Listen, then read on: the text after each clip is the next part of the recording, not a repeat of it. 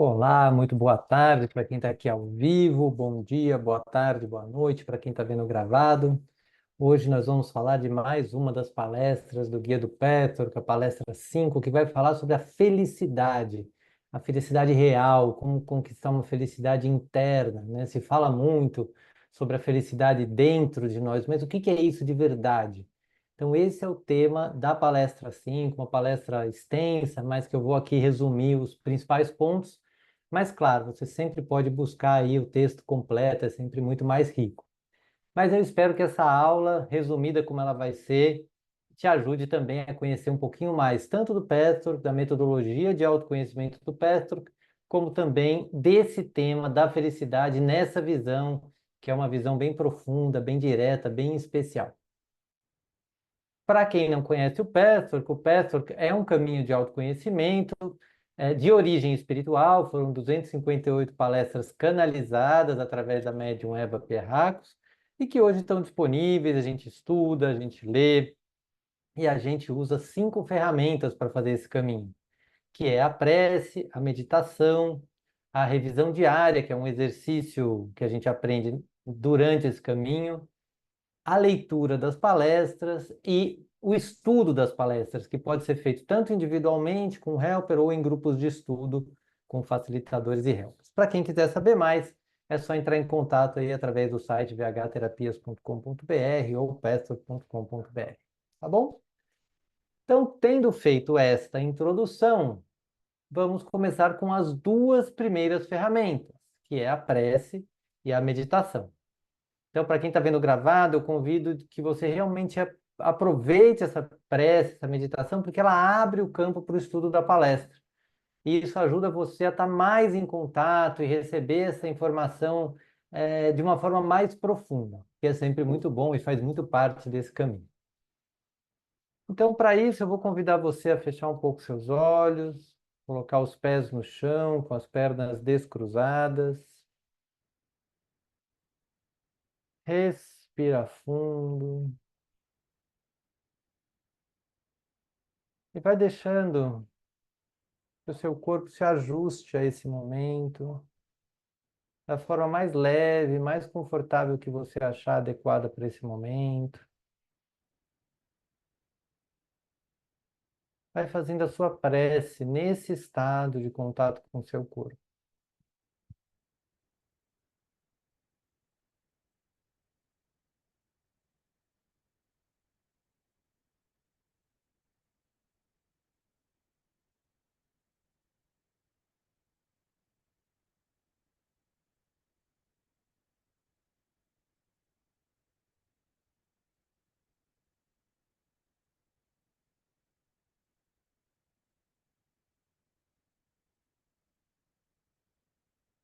Vai se percebendo que você chegou até aqui para estudar um pouco dessa palestra sobre a felicidade e que você tomou essa decisão por conta própria. Ninguém precisou te pressionar. Você veio porque você quis. E veja como é bom ter domínio sobre a própria vida. Vá reconhecendo isso, de que nesse momento você tem domínio sobre a sua vida. Você decidiu estar aqui e está aqui. Você teve escolha e você escolheu este caminho, esse momento. Vai respirando fundo e vendo a energia que isso traz para o seu corpo. Se é uma energia agradável, desagradável. E vai simplesmente percebendo e honrando a sua escolha de estar aqui.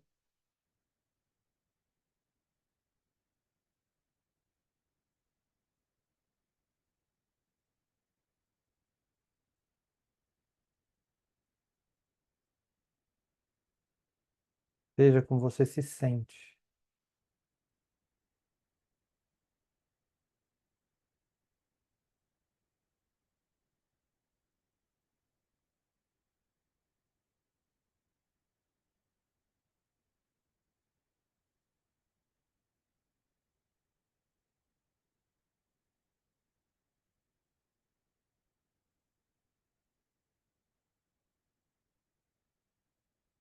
E vá deixando que agora seu grupo se conecte à egrégora do Petro, ao conteúdo que o guia vai trazer hoje nessa palestra, que você escolheu assistir nesse dia, nesta hora.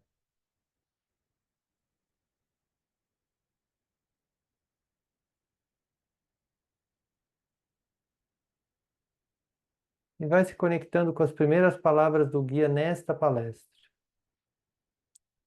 Saudações. Eu lhes trago as bênçãos de Deus. Meus queridos, o mundo espiritual de Deus desejaria nada mais que os ajudar a crescer espiritualmente em direção à alegria, à harmonia, à iluminação. Minha tarefa é lhes dar as pistas através das minhas palavras para despertá-los, que cada um possa ouvir o que se aplica a seu caso. Respire essa informação. Respire.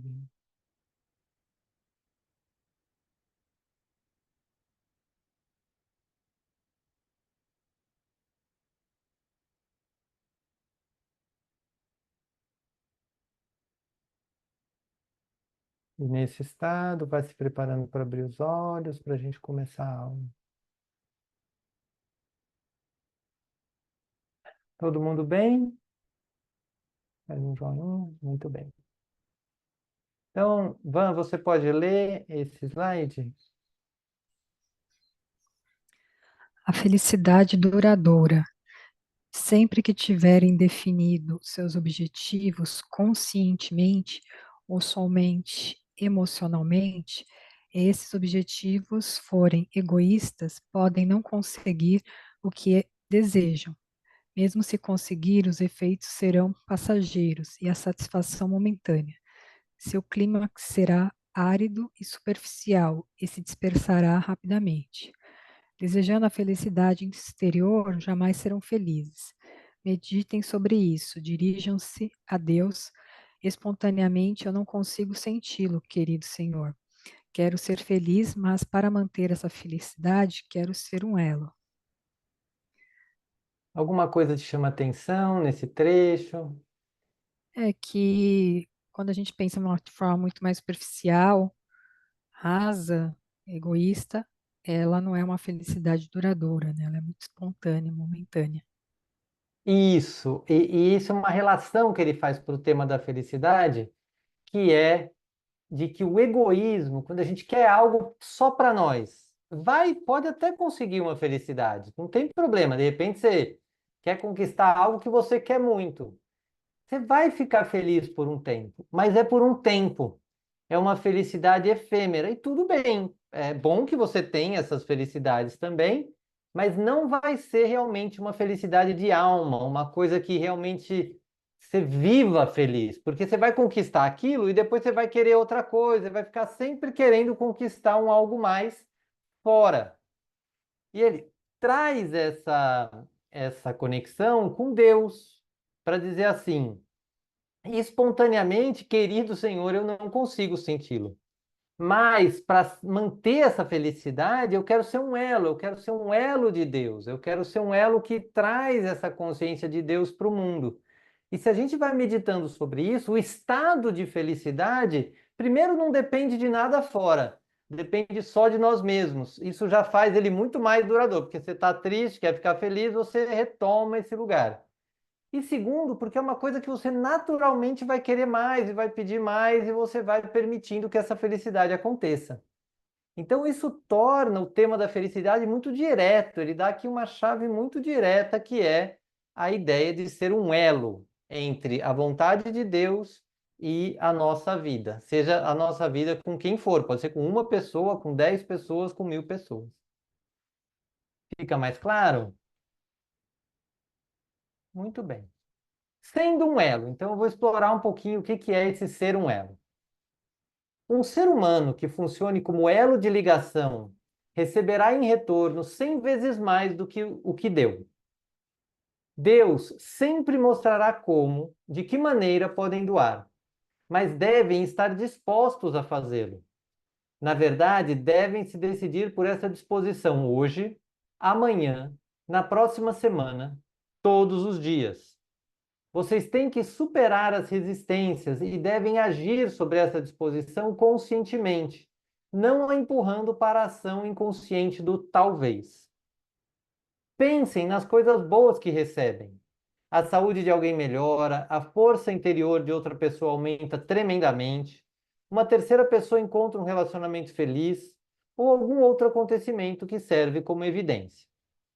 Então aqui tem bastante conteúdo para um slide só. E os trechos, o texto do Petrarch, ele é bem denso assim, de informação, mas eu vou tentar destrinchar aqui um pouco. Primeiro é que existe uma felicidade por ser um elo. Quando você funciona como um elo, todo o seu sistema começa a funcionar diferente. Você, de fato, recebe bênçãos emocionais, clarezas emocionais, às vezes curas emocionais, porque você começa a vibrar numa outra energia. Você começa a realmente sentir que o seu ego não é o mais importante é esse canal que você se transforma de energia divina. E isso é transformador, assim, isso realmente traz uma bênção, um retorno sobre esse movimento muito grande, nada comparado ao que a gente consegue com conquistas externas. Depois é que a forma de se doar, a forma de ser um elo, não é a mesma durante a vida inteira, às vezes nem durante um ano inteiro, porque a cada momento você se desenvolve, você pode ganhar uma nova visão, uma nova percepção de como é a melhor forma de doar em determinado momento. Então, isso é uma coisa que também liberta de uma rigidez. Você não precisa estar rígido, eu vou doar sempre assim para o resto da minha vida. Não. Nesse momento, está fazendo sentido doar-se assim. Em um outro momento, talvez seja diferente, mas o hábito de doar, o hábito de ser um elo da vontade de Deus se mantém inalterado. Essa que é a chave. E às vezes, quando a gente fala assim de ter um retorno, você pode falar, mas eu quero um retorno para mim, né? Uma coisa que venha para mim. Isso pode acontecer, claro. Mas imagina, por exemplo, um filho ficar saudável de uma doença. Isso é um benefício para o filho, mas é um benefício para você. Às vezes, alguém, um grande amigo, uma amiga, conseguiu um emprego novo. Aquilo traz uma alegria para você. Melhora a sua vida, melhora seu campo. Então, a forma também como essa recompensa vem não é rígida. Vem da forma que vai afetar da forma mais positivamente todo mundo ao seu redor. Então, isso é uma coisa muito interessante, tanto da ideia de ser um elo, como quer que isso aconteça a cada dia, a cada mês, a cada ano, e que esse retorno vem de formas distintas para cada pessoa. Alguma dúvida, algo que você queira destacar, Vanessa? Não? Tá bom. Você pode ler esse slide? A justiça. Muitos se rebelam contra o que parece ser uma distribuição injusta do destino para os homens. Não conseguem entender que Deus é justo e que no reino espiritual a justiça infalível governa. A justiça de Deus opera através da injustiça humana. Por exemplo, um criminoso que cometeu vários crimes, que foi absolvido por cada um deles, ele ri sarcasticamente não só da estupidez humana, mas também da injustiça, que neste caso, devido às suas artimanhas, o favoreceu. Mas um dia é acusado e preso por um crime que não cometeu. Mas um dia, então gritará como o mundo é injusto. Vocês veem? Ele foi absolvido de crimes anteriores que cometeu e depois foi condenado, forçado a pagar por um crime que não cometeu. Tem alguma dúvida? O que te chama a atenção? Essa frase que me chamou foi essa: a justiça de Deus opera através da injustiça humana. Eu não entendi muito bem. Isso é uma chave para todo mundo que tem essa questão da justiça muito forte. Tem pessoas que não estão nem aí, mas tem pessoas que falam assim: não, isso é injusto, isso é injusto. Nossa, acontecer isso é injusto comigo. O que ele está dizendo é que, do ponto de vista espiritual, a justiça de Deus às vezes opera de uma forma que a gente aqui no mundo humano acha que é injusto. Ele dá esse exemplo de um bandido, de alguém que faz uma coisa e se livra. Aí ele acha que a justiça está ótima, porque é uma injustiça, mas deu certo para mim, beleza. Aí uma hora a conta chega, a hora ele como chama, punido por algo que ele não fez. Aí ele vai falar que é injusto, mas na verdade só está fazendo um reequilíbrio. Em um outro momento, por algum motivo divino, era necessário que ele fosse absolvido. Agora, em algum momento, aquela conta ele vai ter que pagar. Então, ele vai ter que pagar de uma forma, nem que seja numa outra encarnação. Então, a gente nunca sabe as injustiças, vamos dizer assim, que estão acontecendo conosco hoje, as origens dela. Em algum lugar, a gente deve ter rompido alguma lei espiritual, agido de alguma forma que a gente nem se deu conta, mas agora a gente está fazendo um reequilíbrio. E esse reequilíbrio sempre vem. O que o Petro fala assim, a gente se rebela, né? Fala assim, ai, destino de fulano tá certo, o meu tá errado, isso é injusto. E ele está tentando trazer uma visão mais elevada para dizer assim, a justiça de Deus às vezes opera através da injustiça humana. Então, às vezes você está vivendo uma injustiça só para reequilibrar algo que ficou desequilibrado e que aí passa por aquela injustiça, você supera, você paga aquele preço e a conta fica paga. É um pouco, às vezes, difícil de aceitar, principalmente para quem tem muito uma ferida da injustiça, mas é o que o Petro vai trazer com muita clareza. Ficou mais claro? Ótimo. Então eu vou falar sobre a busca no inconsciente, porque muitas vezes os lugares que a gente rompe a lei espiritual é no inconsciente, não é com coisas assim pensadas. Vamos ver o que ele fala. O meu exemplo é um caso extremo, mas se aplica a todos vocês de alguma forma. Procurem nessa direção e reconhecerão isso. Somente na meditação e com muita determinação poderão descobrir isso. Quando atingirem esse ponto no qual o eu e o inconsciente estão acessíveis, cantem glória, aleluia. A primeira batalha foi vencida. É extremamente importante encarar seu subconsciente e inconsciente agora, porque esses desconhecidos são uma força poderosa enquanto ainda não estão na consciência do homem. Então, o que ele está dizendo é que essa ideia de um bandido é meio extrema, mas nós, no nosso inconsciente, temos desejos negativos, temos vontade de ferir, de matar, de se vingar, de qualquer coisa que está lá no nosso inconsciente. E a gente pode buscar isso através da meditação. Quando a gente busca e reconhece e acolhe isso, a gente começa a ter uma vida mais plena, porque a gente não nega mais nossas partes negativas. E com isso, a gente começa realmente a potencializar a felicidade que a gente pode ter. Tudo bem? Você pode ler sobre a luta interior?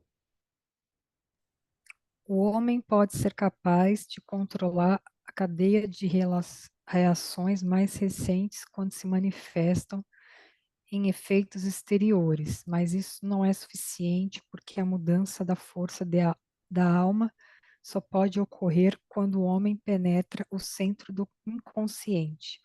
O homem mentalmente quer a ação boa e correta. Seu superior, outra parte do seu inconsciente concorda. Mas existe também uma parte do homem que é governada por intenções destrutivas e erradas, o eu inferior. O eu inferior quer a cegueira, o impossível, e irrita a alma ao exigir a satisfação desses desejos que não podem ser realizados, em parte porque são impossíveis, e em parte porque vão contra o desejo do eu superior que luta por algo melhor. Alguma dúvida? Alguma área que não ficou clara? Mostra que a gente não controla, né, as coisas que acontecem, né? Então, as situações que se manifestam exteriormente. A gente não controla principalmente aqueles. pulsares internos do nosso inconsciente, né? Às vezes a gente toma uma atitude e fala, meu, por que que eu tomei essa atitude? Existe uma luta interior, muitas vezes, ou a gente às vezes não consegue transformar uma negatividade, ou uma procrastinação, um perfeccionismo, o que quer que seja. A gente às vezes luta contra esses defeitos.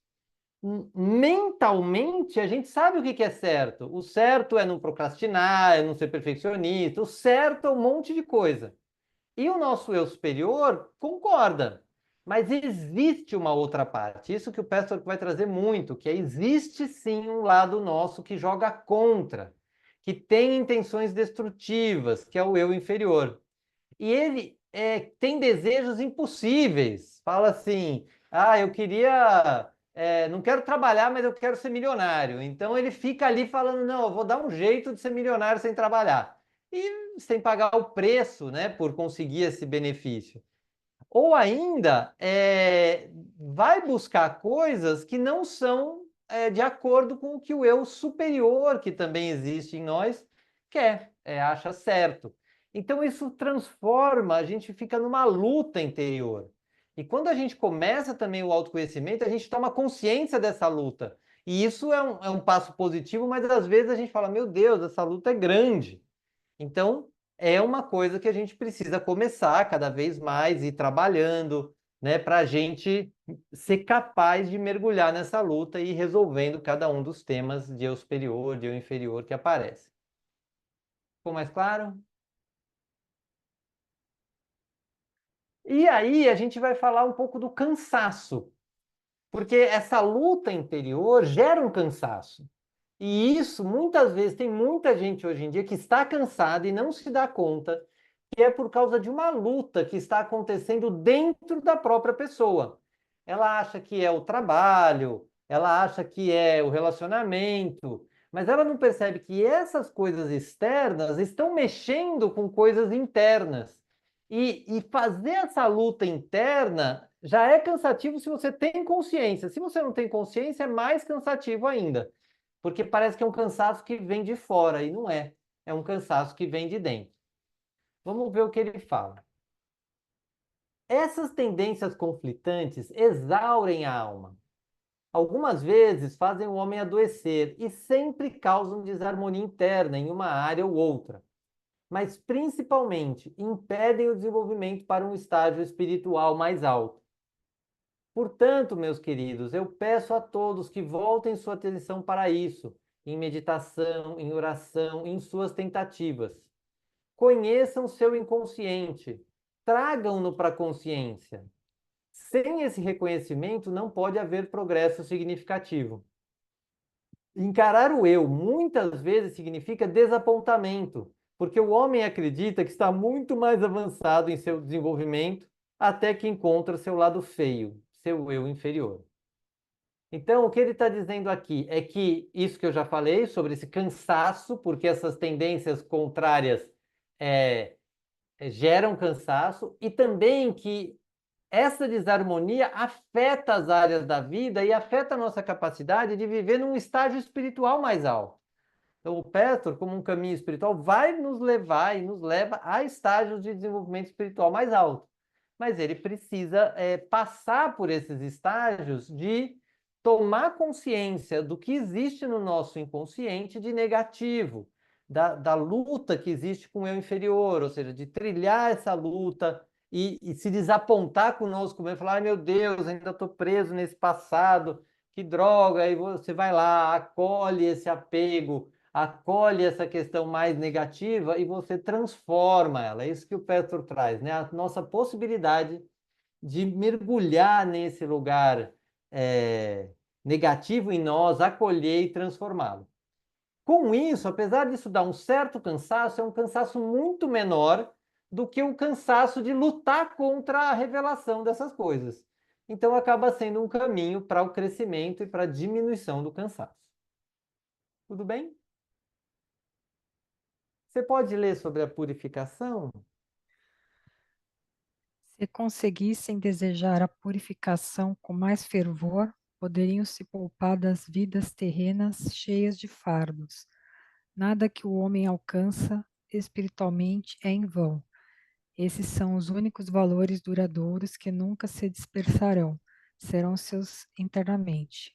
Quanto mais adiarem a purificação da alma, mais correntes doentias se misturarão no sub e no inconsciente, e mais difícil será desembaraçá-las.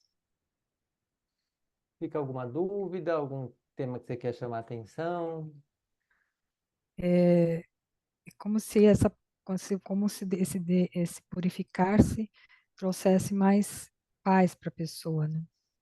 Isso. E também auxilia a desembaraçar das negatividades, porque a negatividade está lá. Se a gente não olha para ela, ela fica quietinha, mas ela também não se resolve. Se a gente colocar foco na purificação, a gente começa a mexer com ela e fala assim: opa, eu quero trabalhar isso aqui, eu quero purificar esse pedaço meu. E aí os fardos que essa negatividade traz diminuem. Por exemplo, você está com um problema de relacionamento, você vai lá e encara a sua parte naquele relacionamento. Aí você começa a melhorar aquela parte. Aí aquele teu relacionamento que era um fardo começa a ficar mais leve. Então, se você olha, por exemplo, no trabalho, você está infeliz, infeliz com o ambiente, aí você mergulha em você, descobre o aprendizado que aquilo tem, você começa, de repente, talvez a mudar uma postura, o ambiente muda. Então, aquele fardo que era aquele trabalho, você começa também a não ter mais. Então, o que ele está destacando aqui é que se a gente colocasse foco na nossa purificação, a nossa vida melhora. Se a gente colocar, a nossa vida melhora, a gente se poupa de fardos.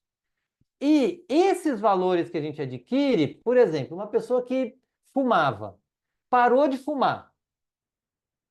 Muitas vezes quem parou de fumar não volta a fumar. Tem uns que voltam, mas depois voltam a não fumar de novo. Ou seja, então o que você conseguiu de disciplina, o que você conseguiu, você mantém, porque você fez o processo de vencer aquela negatividade. Você não abafou a negatividade. Pegando o exemplo do fumo, se você se força a não fumar, é uma coisa, talvez você volte, mas se você foi lá no fundo e descobriu a origem, o que você emocionalmente estava tentando resolver com o fumo, e você pegou aquilo lá e realmente resolveu, a chance de você voltar para esse lugar emocionalmente é muito mais baixa, porque você resolveu lá na raiz do problema, e não só na superfície com uma obrigação. E aí, por outro lado, quanto mais você demora para fazer isso, mais essas negatividades vão ficando ali não trabalhadas. Em algum momento, você vai ter que desmisturar elas. Então, quanto mais demorar, pode ser até numa outra vida, mas você vai passar esses fardos por muito mais tempo. Tudo bem? Você pode ler esse sobre a decisão? Aquele que realmente deseja e decide purificar sua alma terá a possibilidade de fazê-lo, porque uma vez que tenham tomado a decisão, a ajuda estará lá. O que isso te traz? É ter essa confiança no processo? É, e realmente decidir, sabe? É meio você se perguntar assim. Por exemplo, você sabe de uma negatividade. Se você realmente quiser, falar assim, quer saber? Eu não vou pegar todas as minhas negativas, eu vou pegar essa. E eu vou fazer um plano de ação, e eu vou pedir ajuda, mas eu vou resolver esse negócio. Aquilo que você se propõe a resolver na vida, você não vai atrás e resolve? Você não Uhum. pede ajuda, você não. Então é colocar uma intenção mesmo. Eu quero purificar esse aspecto da minha vida. Eu estou deprimido, eu quero sair dessa depressão. Eu estou ansioso demais, eu quero sair dessa ansiedade. Eu quero e eu vou fazer algo para isso. E nisso você pode usar, o Pestra vai trazer as próprias ferramentas, a prece, a meditação, os atendimentos, as palestras, a revisão diária. Então, o Pestra tem ferramentas para te ajudar naquilo que você decidir transformar na sua vida. Por outro lado, se você não decidir transformar, você pode chamar a ferramenta que for, o ser de luz que for. Dentro de você, você não está decidido a se purificar. Então você vai talvez purificar um pouquinho, vai cansar, vai falar, não, não quero, pensando bem, vou deixar a impureza mesmo, e tudo bem. Aí vai demorar um pouco, numa hora você acha de novo a força para se purificar de novo. Mas é isso que ele está dizendo, porque uma vez que a gente toma a decisão, a ajuda está disponível. Tem muita ajuda, no Petro tem muita ajuda disponível e é muito bom poder ajudar as pessoas a fazer as transformações que as pessoas realmente quiserem. Ok? Muito bem. Então, para a gente finalizar a aula de hoje, eu queria trazer essa mensagem final, mas vou convidar a gente a fazer um fechamento, meditar mais um pouquinho. Vou convidar então cada um a fechar um pouco seus olhos, respirar a energia desse campo por alguns minutos em silêncio.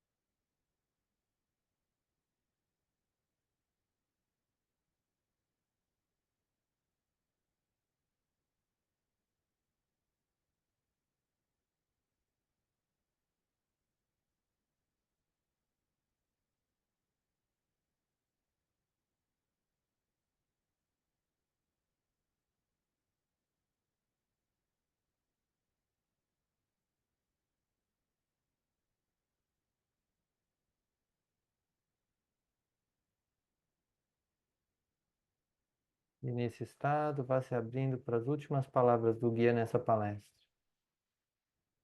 Que a luz de Deus os acompanhe. Voltem-se para dentro. Fiquem calmos. Procurem sentir os raios de luz que seguirão vocês muito depois de termos terminado esse encontro.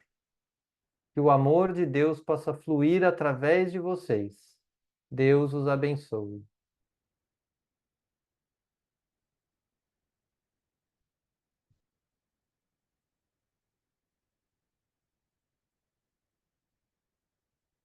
Vai sentindo essas palavras. Se quiser, pode anotar alguma coisa. Depois, se quiser, pode colocar nos comentários também o que ficou de importante dessa aula para você.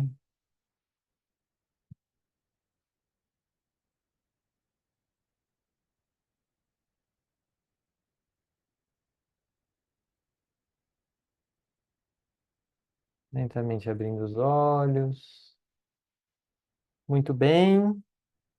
Semana que vem falaremos sobre os tipos de personalidade a partir do Patchwork. Vai ser um prazer poder contar com quem estiver aqui ao vivo e também com quem for assistir gravado. Eu agradeço muito quem veio aqui presencialmente e todos que assistiram depois. Um grande abraço e até semana que vem.